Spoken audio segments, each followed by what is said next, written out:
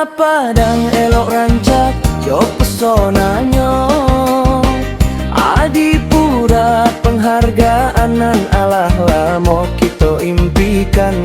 Dari zaman ke zaman wali kota nan berbeda. Kota Padang parih bak janji mambuek nagari ko bahagia.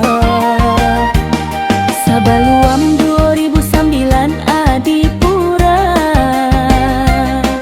alah berulang kali diraih, namun sampai tak lape salamo salapan tahun tai. Mahil di Ansyarullah membawa Adipura Balia. Kota Padang kembali berkilau, kita sanang jota tak kile. Adipura kategori kota gadang berturut-turut kita dapet.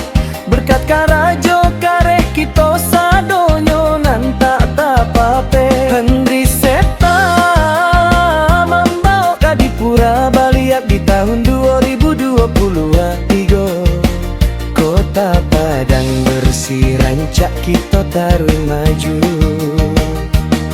Fadli Amran kini ko wali kota Padang nan tanamo. Komitmen kuai tarui meraih Adipura jan sampai tak tua. Peringkat pertama nasional samantaro ala kita gapai.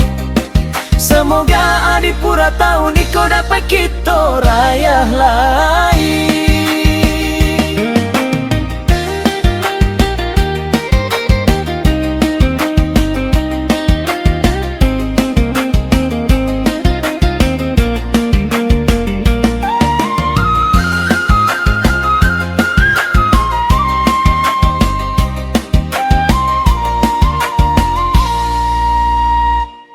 Adipura tingkat Arsenal di tangan kita kini.